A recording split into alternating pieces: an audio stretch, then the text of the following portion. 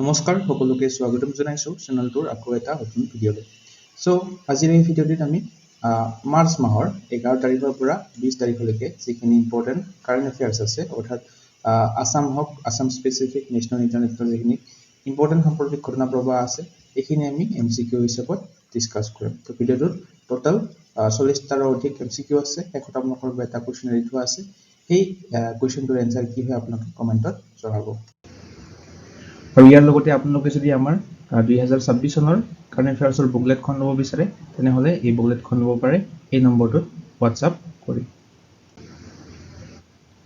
ইয়াতে আপোনালোকে আসাম স্পেচিফিক আৰু নেশ্যনেল ইণ্টাৰনেশ্যনেল দুখন ছেপাৰেটলি কাৰেণ্ট এফেয়াৰ্ছৰ PDF বুকলেট পাব। মান্থলিবিলাকটো পাব, লগতে টপিক স্পেচিফিক কিছুমান টপিকবিলাকো পাব। পদ্ম এৱাৰ্ডছ হওক, ইউনিয়ন বাজেট হওক, ICC আণ্ডাৰ-19 উইণ্টাৰ অলিম্পিক্স এইবিলাক গোটেইবিলাক ইনক্লুড আছে। এই PDFখন যদি আপোনালোকে ল'ব বিচাৰে চিম্পলি হোৱাটছআপ নম্বৰটোত হোৱাটছআপ কৰি PDFখিনি ল'ব পাৰে। প্ৰথম প্ৰশ্নটো হৈছে দ্য এনিমেটেড শ্বৰ্ট ফিল্ম চিমি which won the Best Director Award at NYSAF 2026 was directed by whom? তো শেহতীয়াকৈ এই স্বিমি নামৰ ছবিখনে বেষ্ট ডাইৰেক্টৰ এৱাৰ্ড লাভ কৰিছিল। তো এই ছবিখন পৰিচালনা কৰিছিলে পাৰ্থ সাৰথী মহন্তই। অপশ্যন এটো ইয়াৰে শুদ্ধ হ'ব। ইয়াৰে যদি আমি ইম্পৰ্টেণ্ট পইণ্টখিনি চাওঁ, এই চিমি নামৰ এই ছবিখন এখন এনিমেটেড ছুটি ছবি হয়, শ্বৰ্ট ফিল্ম হয় এখন। এইখন ডাইৰেক্ট কৰিছিলে ডক্টৰ পাৰ্থ সাৰথী মহন্তই। এখেত কোন হয়? এখেত হৈছে বৰ্তমান অসমৰ আৰক্ষী মহাপৰিদৰ্শক আৰু গুৱাহাটীৰ আৰক্ষী আয়ুক্ত হিচাপে বৰ্তমান তেখেতে কাম কৰি আছে। NYSAF এইটোৰ সম্পূৰ্ণ ৰূপটো হৈছে New York short animation festival winter edition আছিলে এইটো।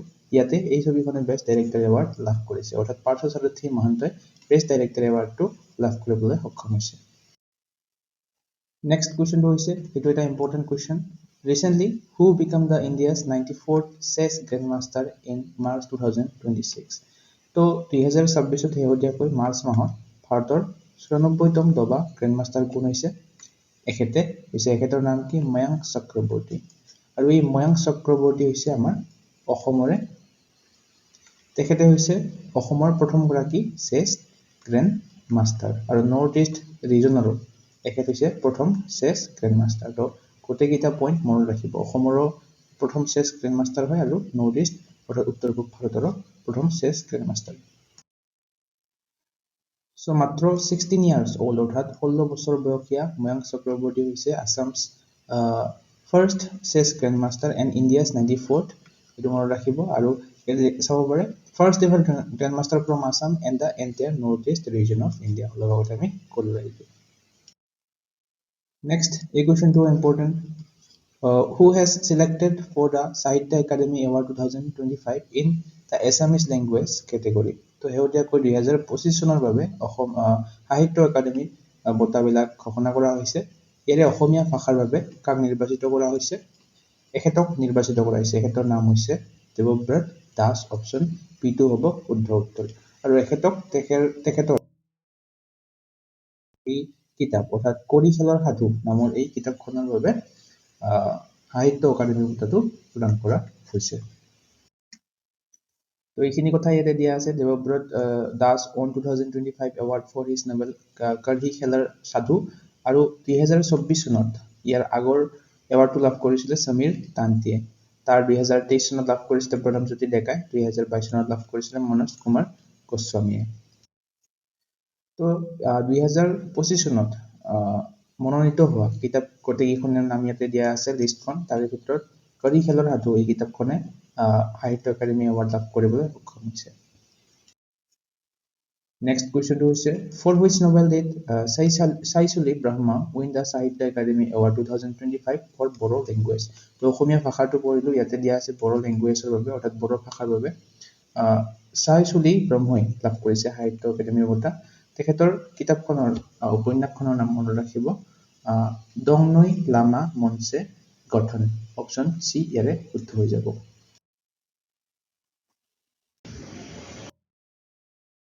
লগতে এই ভিডিঅ'টো চাই যদি আপোনালোকৰ সহায় হোৱা বুলি ভাবে তেনেহ'লে আপোনালোকে লাইক বটনটোত ক্লিক কৰি ইয়াতে এটা হাইপ বটন দেখা হ'ব, ইয়াতে ক্লিক কৰিব নাপাহৰিব।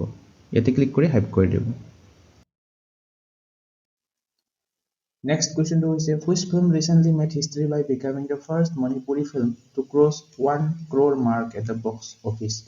তো প্ৰথমখন মণিপুৰী ছবি যিখনে 1 কোটি টকাৰ বক্স অফিচত সীমা অতিক্ৰম কৰিবলৈ সক্ষম হৈছে সেইখনৰ নাম হৈছে অপচন বি বুম আৰু এই বুম ছবিখন কোনে পৰিচালনা কৰিছিলে সেইটো মনত ৰাখিব লক্ষ্মী প্ৰিয়া দেৱীয়ে এই ছবিখন পৰিচালনা কৰিছিলে ভেৰি ভেৰি ইম্পৰ্টেণ্ট ডাইৰেক্টৰ বিলাকৰ নাম আজিকালি সোধে এইটো চাব পাৰে লক্ষ্মীপ্ৰিয়া দেৱীৰ পৰিচালনাত 2026 চনৰ 6 মাৰ্চত পুনৰ মুক্তি পাইছিলে এই বুম ছবিখনে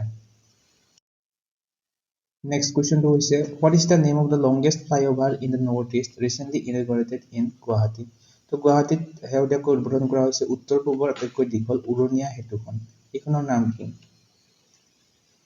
longest flyover in the northeast এইখনৰ নাম হৈছে মহাৰাজা পৃথু flyover option B ইয়াৰে শুদ্ধ হ'ব এটা চাব পাৰে it was inaugurated by Chief Minister of Assam on March 10th আৰু এই flyover খনৰ দৈৰ্ঘ্য হৈছে 4.2 kilometre Next question to the Mizoram Legislative Assembly passed a resolution seeking the inclusion of which language in the 8th schedule of the Constitution of India in 2026.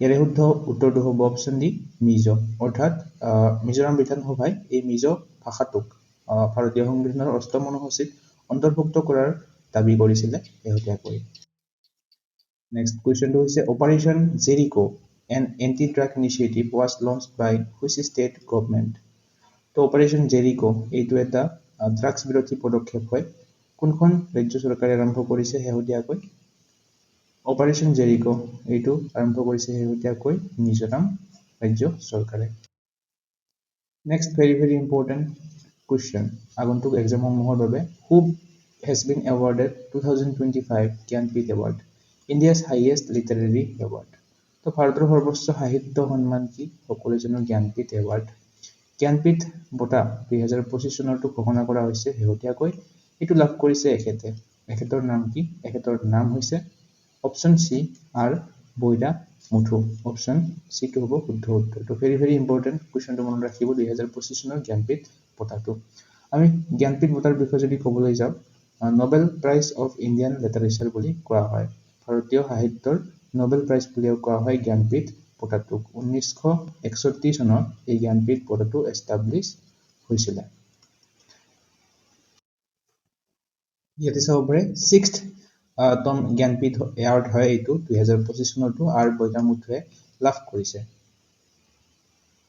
ইয়াৰ লগতে R বৈৰামুথুৱে Padmashri award লাভ কৰিছিল 2003 চনত লগতে পদ্মভূষণ এৱাৰ্ডো লাভ কৰিছে তেখেতে 2014 চনত Next question to is who has been chosen for the prestigious Sangeet Kalanidhi Award for 2026.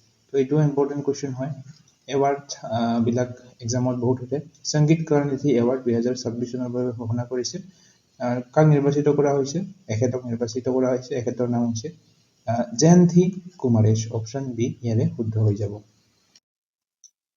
Next question to is Mamta Kalia on Sahitya Academy Award 2025 for which Hindi work তো হিন্দী সাহিত্যৰ বাবে সাহিত্য একাডেমী বঁটা লাভ কৰিছে মমতা কালিয়াই তেখেতৰ এই গ্ৰন্থখনৰ নাম কি জিতে জি এলাহাবাদ অপচন সি ইয়াৰে শুদ্ধ হৈ যাব এইখন হৈছে কিতাপখন তো বিভিন্ন ভাষাত সাহিত্য একাডেমী বঁটাবিলাক ইয়াতে দিয়া হৈছে এছামিজ আমি পঢ়িছো বড়ো আমি পঢ়িলো লগতে হিন্দীটো আমি পঢ়িলো ইংৰাজীত কাক প্ৰদান কৰা হৈছে নভতেজ সৰনাই লাভ কৰিছে তেখেতৰ এই উপন্যাস ক্ৰিমসন স্প্ৰিং নামৰ এইখনৰ ইংৰাজীৰ সুধে কেতিয়াবা সাহিত্য একাডেমী এৱাৰ্ডটো তো এইটো মনত ৰাখিব লগতে বেংগলী ভাষাত প্ৰাচুন বন্দ্যোপাধ্যায় লাভ কৰিছে ডগৰী ভাষাত কোনে লাভ কৰিছে খাজুৰ সিং ঠাকুৰে লাভ কৰিছে গুজৰাটী ভাষাত যোগেশ বৈদ্যাই লাভ কৰিছে Next question to is which state ranked first in the Fiscal Health Index released by Niti Aayog in 2026 তো শেহতীয়াকৈ ফিস্কেল হেল্থ ইনডেক্স ৰিলিজ কৰিছে নীতি আয়োগে তো প্ৰথম স্থান লাভ কৰা ৰাজ্য কোনখন আমাক সুধিছে তো 2026 চনৰ ফিস্কেল হেল্থ ইনডেক্সত শীৰ্ষ স্থান লাভ কৰিছে উৰিষ্যা ৰাজ্যখনে অপচন সি ইয়াৰে শুদ্ধ হ'ব ইয়াতে চাব পাৰি ওড়িশা ৰাজ্যখনে শীৰ্ষস্থান লাভ কৰিছে 18খন মেজৰ ষ্টেটৰ ভিতৰত আৰু স্ক'ৰ আছিলে ওড়িশা ৰাজ্যখনৰ 73.1। দ্বিতীয় স্থান কোনে লাভ কৰিছে? গোৱাই দ্বিতীয় স্থান লাভ কৰিছে। তৃতীয় স্থান ঝাৰখণ্ডে লাভ কৰিছে। তো এই ইয়াতে মেপত দেখুওৱা যিকেইখন ৰং কৰা আছে কালাৰ আছে এই 18খন ৰাজ্যৰ ভিতৰত ওড়িশাই লাভ কৰিছে। আৰু বাকী যিকেইখন আমাৰ নৰ্থ ইষ্টাৰ্ণ ষ্টেট আছে আৰু হিমালয়ান ষ্টেট দুখন এইকেইখনত এক্সট্ৰা কৰি ভাগ কৰা হৈছে। এই হিমালয়ান আৰু নৰ্থ ইষ্টাৰ্ণ ষ্টেটবিলাকৰ ভিতৰত শীৰ্ষস্থান লাভ কৰিছে অৰুণাচল প্ৰদেশ ৰাজ্যখনে, দ্বিতীয় স্থান উত্তৰাখণ্ডে লাভ কৰিছে আৰু আমাৰ অসম ৰাজ্যখনে পঞ্চম স্থান লাভ কৰিছে। পাৰফৰ্মাৰ কেটেগৰীত আমাৰ অসম ৰাজ্যখনক ৰাখিছে। তো অসমৰ স্থানটো মনত ৰাখিব হিমালয়ান ষ্টেট আৰু নৰ্থ ইষ্টাৰ্ণ ৰিজনৰ ভিতৰত 5ম স্থান লাভ কৰিছে। নেক্সট কুৱেশ্যনটো হৈছে India's first digital twin platform for port operation was launched at which port? তো বন্দৰ পৰিচালনাৰ বাবে ভাৰতৰ প্ৰথমটো ডিজিটেল টুইন প্লেটফৰ্ম মুকলি কৰিছে VO চিদাম্বৰনাৰ পৰ্টত। অপশ্যন চি ইয়াৰে শুদ্ধ হ'ব। Next question to is in 2025, which country overtook China to become the largest exporter of cotton product to the USA? তো শেহতীয়াকৈ আমাৰ ভাৰত দেশখনে চীনক অতিক্ৰম কৰিছে আমেৰিকালৈ কপাহ সামগ্ৰীৰ সৰ্ববৃহৎ ৰপ্তানিকাৰক হিচাপে। অপশ্যন চি শুদ্ধ হ'ব। Next question to is which Indian actress has been included in the presenters list for 98 Academy Awards Oscar 2026? তো অস্কাৰ এৱাৰ্ডৰ বিষয়ে আমি ডিটেইলভাৱে ভিডিঅ' এটা ডিছকাছ কৰিছোঁৱে অলৰেডি। সেই ভিডিঅ'টো যদি চোৱা নাই আপোনালোকে চাই ল'ব। তো ছবিত দেখি নিশ্চয় গম পাইছে প্ৰিয়ংকা চোপ্ৰা হ'ব ইয়াৰে শুদ্ধ উত্তৰ। প্ৰিয়ংকা চোপ্ৰাক বঁটা প্ৰদানকাৰী তালিকাত অন্তৰ্ভুক্ত কৰা হৈছিলে যিটো 2026 চনৰ অস্কাৰ এৱাৰ্ড হৈ গ'ল শেহতীয়াকৈ। নেক্সট কুৱেশ্যনটো হৈছে what is the theme of the 2026 international day of mathematics? 2026 চনৰ আন্তঃৰাষ্ট্ৰীয় গণিত দিৱসৰ বিষয়বস্তুটো কি? ইণ্টাৰনেশ্যনেল ডে অফ মেথামেটিক্সৰ থিমটো আছিলে 2025 চনৰ মেথামেটিক্স এণ্ড হোপ। অপশ্যন ডিটো ইয়াৰে শুদ্ধ হ'ব। তো প্ৰতি বছৰে ইণ্টাৰনেশ্যনেল ডে অফ মেথামেটিক্স কেতিয়া পালন কৰা হয়? মাৰ্চৰ 14 তাৰিখে প্ৰতি বছৰে ইণ্টাৰনেশ্যনেল ডে অফ মেথামেটিক্স পালন কৰা হয়। নেক্সট কুৱেশ্যনটো হৈছে which Indian film was short listed for the best international feature film category in 98 academy awards 2026? তো এই কুৱেশ্যনটো ইয়াৰ আগতেও আমি ডিছকাছ কৰিছিলোঁ। তো সম্বাউণ্ড নামৰ এই ছবিখনক বেষ্ট ইণ্টাৰনেশ্যনেল ফিচাৰ ফিল্ম কেটেগৰীত শ্বৰ্টলিষ্ট কৰা হৈছিলে অস্কাৰ 2026ত। নেক্সট কুৱেশ্যনটো হৈছে which union territory recently become the second fully literate union territory in India with a literacy rate of 99.93%? তো ইম্পৰ্টেণ্ট কুৱেশ্যন হয় এইটো। তো চণ্ডীগড় এই কেন্দ্ৰীয় শাসিত অঞ্চলখন হৈছে দ্বিতীয়খন সম্পূৰ্ণ সাক্ষৰ কেন্দ্ৰীয় শাসিত অঞ্চল। সাক্ষৰতাৰ হাৰ কিমান? 99.93%। নেক্সট কুৱেশ্যনটো হৈছে according to the latest report of SIPRI, what is India's rank as an arms importer in the world from 2021 to 2025? তো SIPRIৰ সম্পূৰ্ণ ৰূপটো কি? Stockholm International Peace Research institute.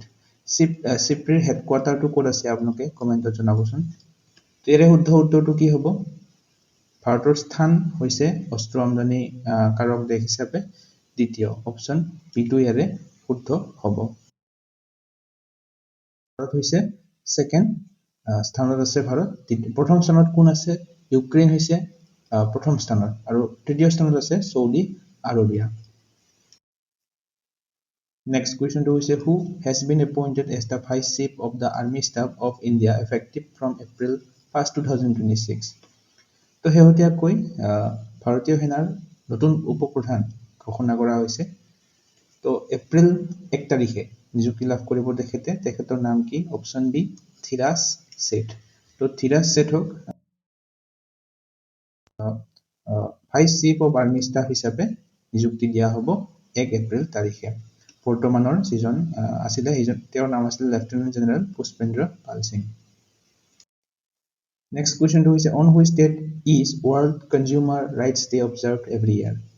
বিশ্ব গ্ৰাহক অধিকাৰ দিৱস এইটো ইম্পৰ্টেণ্ট কুৱেশ্যন হয় এই ৱৰ্ল্ড কনজিউমাৰ ৰাইটছ ডেটো এক্সামত সোধে 15 মাৰ্চ তাৰিখে প্ৰতি বছৰে পালন কৰা হয় অপশ্যন বি টো ইয়াৰে শুদ্ধ হ'ব তো এই বছৰৰ থিমটো মনত ৰাখিব চেফ প্ৰডাক্টছ কনফিডেণ্ট কনজিউমাৰ্ছ আৰু নেশ্যনেল কনজিউমাৰ্ছ ডে কেতিয়া পালন কৰা হয় 24 ডিচেম্বৰ তাৰিখে নেশ্যনেল কনজিউমাৰ ডে পালন কৰা হয় দুটা মনত ৰাখিব Next question to is who was featured in the Times Women's of the Year 2026 list for her work in promoting girls' education in India. তো girls' education প্ৰসাৰৰ বাবে Times Women of the Year 2026 লাভ কৰিছে সাফিনা হুছেইনে option B শুদ্ধ হ'ব।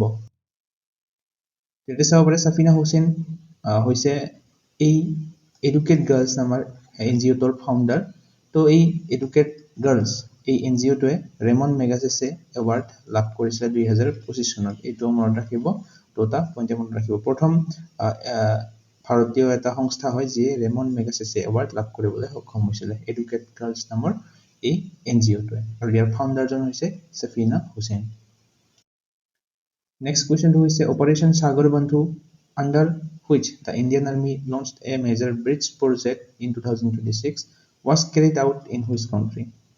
তো Operation Sagar Bandhu Bharat আৰু শ্ৰীলংকাৰ মাজত অনুষ্ঠিত কৰা হয় তো এই বছৰৰ সাগৰ বন্ধু অপাৰেশ্যনটো শ্ৰীলংকাত অনুষ্ঠিত হৈছিল Next question to is RM Namsamai recently became the first woman chief of an operational nuclear power plant at which station? So RM Namsamai হৈছে Ikaiga Generation Stationer প্ৰথমগৰাকী মহিলা মুৰব্বী Next question to is India's first operational ring metro recently inaugurated in which city? ভাৰতৰ প্ৰথমটো কাৰ্যক্ষম ring metro ইয়াতে দেখিব পাইছে এইটো উদ্বোধন কৰা হৈছে ভাৰতৰ ৰাজধানী দিল্লীত আৰু এইটো ভাৰতৰ প্ৰধানমন্ত্ৰী নৰেন্দ্ৰ মোদীয়ে ইনোগ্ৰেট কৰিছিল Next question to is the Atukal Pongala festival is mainly celebrated in which state of India? Atukal Pongala উৎসৱ প্ৰধানকৈ ভাৰতৰ কোনখন ৰাজ্যত পালন কৰা হয় তো এইটো কেৰালা ৰাজ্যখনত পালন কৰা হয় প্ৰতি বছৰে Next question to is who has been appointed as the governor of Bihar in March 2026? বিহাৰৰ ৰাজ্যপাল হিচাপে কাক নিযুক্তি দিয়া হৈছে মাৰ্চ মাহত শেহতীয়াকৈ এখেত হৈছে নতুন ৰাজ্যপাল নাম হৈছে সৈয়দ আতা Hasnain Next question to is India recently sent 1,000 metric tons of rice as humanitarian aid to which country affected by El Nino induced drought? তো খৰাং পৰিস্থিতিৰ বাবে ক্ষতিগ্ৰস্ত হৈছিলে এই দেশখন এইখন দেশ হৈছে মালাৱি অপশ্যন বি2 হ'ব শুদ্ধ উত্তৰ Next question to is in which city is the Bharat Steel 2026 summit scheduled to be held in April 2026? তো ভাৰত ষ্টীল সন্মিলন 2026 চনৰ অনুষ্ঠিত হ'ব নতুন দিল্লীত ডেটটো হৈছে এপ্ৰিল 16 তাৰিখৰ পৰা এপ্ৰিল 17 তাৰিখলৈকে ভাৰতৰ ৰাজধানী নতুন দিল্লীৰ ভাৰত মণ্ডপমত অনুষ্ঠিত হ'ব Next question to is who is set to become Prime Minister of Nepal after the 2026 parliamentary election? It is important question হয় নেপালৰ নতুন প্ৰধানমন্ত্ৰী হ'ব সংসদীয় নিৰ্বাচন হৈ গৈছে শেহতীয়াকৈ এখেতে হৈছে তেখেত নেপালৰ নতুন প্ৰাইম মিনিষ্টাৰ এখেতৰ নাম হৈছে বালেন্দ্ৰ শাহ অপশ্যন ডি ইয়াৰে হ'ব Next question to is who received the Meta Lifetime Achievement Award 2026 for the contribution to theatre and cinema. Theatre আৰু চিনেমাৰ ক্ষেত্ৰত আগবঢ়োৱা অৱদানৰ বাবে মেটা লাইফটাইম এচিভমেণ্ট বঁটা লাভ কৰিছে এখেতে Amal Palkar Next question to is which Indian state became first to adopt a 3-year rolling budget starting from 2026 to 27. তো 2026 পৰা 27 বৰ্ষৰ পৰা 3 বছৰীয়া ৰোলিং বাজেট গ্ৰহণ কৰা প্ৰথমখন ভাৰতীয় ৰাজ্য হৈছে Madhya Pradesh Next question to is the Union Cabinet has extended the Jal Jeevan Mission until which year? কেন্দ্ৰীয় কেবিনেটে জল জীৱন মিছন কোন বছৰলৈকে সম্প্ৰসাৰিত কৰিছে? তো শেহতীয়াকৈ কেন্দ্ৰীয় মন্ত্ৰী অশ্বিনী বিষ্ণুৱে ঘোষণা কৰিছে যে জল জীৱন মিছন এইটো 2028 চনৰ ডিচেম্বৰ মাহলৈকে সম্প্ৰসাৰিত হৈছে। আৰু এই জল জীৱন মিছনটো কেতিয়া আৰম্ভ হৈছিলে? 2019 চনত। নেক্সট কুৱেশ্যনটো হৈছে Asia's largest tulip garden inaugurated in March 2026 is located in which city? তো ভাৰতৰ এখন চহৰত এছিয়াৰ সৰ্ববৃহৎ টুলিপ বাগিচা, এইখন হৈছে টুলিপ বাগিচাখন ইনঅগ্ৰেট কৰা হৈছিলে। এইখন অৱস্থিত শ্ৰীনগৰ চহৰখনত। অপশ্যন চি ইয়াৰে শুদ্ধ হ'ব। নেক্সট কুৱেশ্যনটো হৈছে which country top the world happiness report 2026 as the happiest country in the world? Important question. World happiness report 2026 শীৰ্ষস্থান কোনে লাভ কৰিছে? শীৰ্ষস্থান লাভ কৰিছে ফিনলেণ্ড দেশখনে। ফিনলেণ্ড দেশখনে শীৰ্ষস্থান লাভ কৰিছে। দ্বিতীয় স্থান লাভ কৰিছে আইচলেণ্ড দেশখনে। তৃতীয় স্থান লাভ কৰিছে ডেনমাৰ্কে। আৰু ভাৰতৰ স্থান যদি আমাক সোধে ৱৰ্ল্ড হেপিনেছ ৰিপৰ্ট 2026ত ভাৰতৰ স্থানটো হৈছে 116তম। নেক্সট কুৱেশ্যনটো হৈছে William Dalrymple was awarded 2026 Mark Lynton History Prize for which book? তো মাৰ্ক লিংটন হিষ্ট্ৰী বঁটা লাভ কৰিছে তেখেতৰ এই দ্য গল্ডেন ৰোড নামৰ বুকখনৰ বাবে। অপশ্যন চি ইয়াৰে শুদ্ধ হ'ব, দ্য গল্ডেন ৰোড। নেক্সট কুৱেশ্যনটো হৈছে international day of happiness is celebrated every year on which date? আন্তঃৰাষ্ট্ৰীয় সুখ দিৱস পালন কৰা হয় প্ৰতি বছৰে। এই বছৰৰ শেহতীয়াকৈ মাৰ্চ মাহত পালন কৰা হৈছে 20 তাৰিখে। অপশ্যন বি শুদ্ধ হ'ব, মাৰ্চ 20। নেক্সট কুৱেশ্যনটো হৈছে according to the Hurun Global Rich List 2026 who is the richest person in the world? তো বৰ্তমান হুৰুন গ্ল'বেল ৰিচ লিষ্ট 2026 অনুসৰি বৰ্তমান বিশ্বৰ আটাইতকৈ ধনী ব্যক্তিগৰাকী হৈছে এলন মাস্ক। অপশ্যন চি হ'ব ইয়াৰে শুদ্ধ উত্তৰ। নেক্সট কুৱেশ্যনটো হৈছে who took oath as the president of Chile recently in March 2026? তো চিলি দেশখনৰ নতুন ৰাষ্ট্ৰপতি হিচাপে শপত গ্ৰহণ কৰিছে মাৰ্চ মাহত। কোনে? এখেতৰ নাম হৈছে George Antonio Kast. Option B টো ইয়াৰে শুদ্ধ হ'ব। চিলি দেশখনৰ কেপিটেল যদি আমাক সোধে চিলি দেশখনৰ কেপিটেল হৈছে চেণ্টিয়াগো। আপোনালোকে কাৰেঞ্চিটো কি হয়? চিলি দেশখনৰ কাৰেঞ্চি কি হয় সেইটো কমেণ্টত জনাব। নেক্সট কুৱেশ্যনটো হৈছে which team on overall championship at the 6th খেলো ইণ্ডিয়া উইণ্টাৰ গেমছ 2026? ষষ্ঠ খেলো ইণ্ডিয়া শীতকালীন গেমছ 2026ত সামগ্ৰিক চেম্পিয়নশ্বিপ দল কোনটো হৈছে? আটাইতকৈ বেছি মেডেল লাভ কৰিছে ইণ্ডিয়ান আৰ্মি দলটোৱে। চ' ইয়াতে চাব পাৰে কোনে হোষ্ট কৰিছিলে? লেহ আৰু লাডাখত অনুষ্ঠিত হৈছিলে 20 তাৰিখৰ পৰা 26 জানুৱাৰী তাৰিখলৈকে। আৰু ছেকেণ্ড ফেজটো অনুষ্ঠিত হৈছিলে ফেব্ৰুৱাৰী মাহত 23 তাৰিখৰ পৰা 26 তাৰিখলৈকে গুলমাৰ্গত। তো ভাৰতীয় সেনাই শীৰ্ষস্থান লাভ কৰিছিলে। টোটেল 23টা মেডেল লাভ কৰিছিলে, 9টা গ'ল্ড, 6টা চিলভাৰ আৰু 8টা ব্ৰঞ্জ। তৃতীয় স্থান হিমাচল প্ৰদেশ, তৃতীয় স্থান হাৰিয়ানা। নেক্সট কুৱেশ্যনটো হৈছে দ্য ফাৰ্ষ্ট এডিশ্যন অফ খেলো India tribal games will be held in which state? তো খেলো ইণ্ডিয়া জনজাতীয় গেমছৰ প্ৰথম সংস্কৰণটো অনুষ্ঠিত হ'ব ছত্তীশগড় ৰাজ্যখনত। এতিয়া চাব পাৰে ৰায়পুৰ, জগদলপুৰ, সুৰগুজা এই তিনিখন চহৰত অনুষ্ঠিত হ'ব। 25 মাৰ্চৰ পৰা 6 এপ্ৰিললৈকে অনুষ্ঠিত হ'ব। নেক্সট কুৱেশ্যনটো হৈছে which team on 10th edition of ICC men's T20 world cup 2026? তো এইটো কুৱেশ্যন আমি ডিছকাছ কৰিছোৱে। ভাৰতে জয়লাভ কৰিছিলে, নিউজিলেণ্ড আছিলে ৰানাৰ্ছ আপ। তো T20 ৱৰ্ল্ড কাপ জয়লাভ কৰাৰ বাবে ভাৰতীয় দলটোক BCCIয়ে এনাউন্স কৰিছিলে 131 crore টকা। এইটো মনত ৰাখিব। লগতে যিটো ICCৰ পৰা প্ৰাইজ মানি লাভ কৰিছিলে ভাৰতে, এইটো আছিলে 24.25 crore। Player of the match আছিলে জসপ্ৰীত বুমৰাহ ফাইনেল খেলখনৰ। আৰু player of the tournament Sanju চেমছনে লাভ কৰিছিলে। নেক্সট কুৱেশ্যনটো হৈছে India secured how many total medals at the World Para Athletic Grand Prix 2026 held in New Delhi? তো নতুন দিল্লীত অনুষ্ঠিত ৱৰ্ল্ড পেৰা এথলেটিক্স গেমছ ভাৰতে কিমান পদক লাভ কৰিছিলে তো পেৰা এথলেটিক্স গ্ৰেণ্ড প্ৰিক্সত ভাৰতে লাভ কৰিছিলে 208টা মেডেল আৰু এই 208টা মেডেলৰ 75টা আছিলে গোল্ড মেডেল 69টা আছিলে সিলভাৰ মেডেল ব্ৰঞ্জৰ মেডেল আছিলে 64টা Next question is who won gold medal in men's javelin throw at 2026 World Para Athletics Grand Prix held in New Delhi? তো স্বৰ্ণ পদক কোনে লাভ কৰিছিলে এই চাৰিজনৰ সুমিত অন্তিলে লাভ কৰিছিলে জেভলিন থ্ৰ প্ৰতিযোগিতাত gold medal Next question is the National Para Athletics Championship 2026 is being held in which venue? ৰাষ্ট্ৰীয় পেৰা এথলেটিক্স চেম্পিয়নশ্বিপ 2026 অনুষ্ঠিত হ'ব কলিঙ্গা ষ্টেডিয়াম ভুৱনেশ্বৰত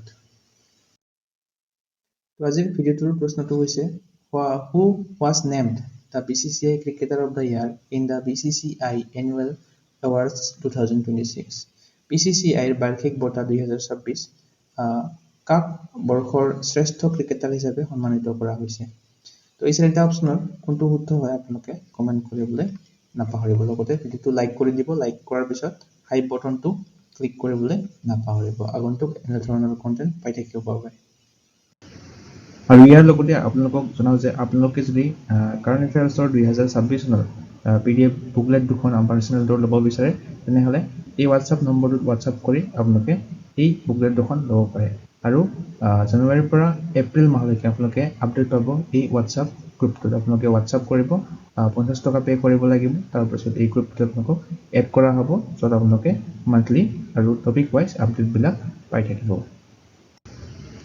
সো আজিৰ ভিডিঅ'টো চাই আপোনালোকে কেনে পালে কমেন্ট সেকশনত জনাবলৈ নাপাহৰিব চাই যদি ভাল পায় তেনেহলে লাইক এটা কৰি দিব শেয়াৰ এটা কৰি দিব লগতে আপোনালোকে হাইপটো কৰিবলৈ নাপাহৰিব হাইপটো প্লিজ কৰি দিব কমেন্ট কৰিবলৈ নাপাহৰিব যদি ভিডিঅ'টো ভাল লাগে লগতে এসেনশিয়াল ষ্টাডিজ আমাৰ চেনেলটো সাবস্ক্ৰাইব কৰি ল'ব এনে ধৰণৰ কাৰেণ্ট এফেয়াৰ্ছৰ কন্টেন্ট আগলৈ পাই থাকিবৰ বাবে আজিলৈ মানে ধন্যবাদ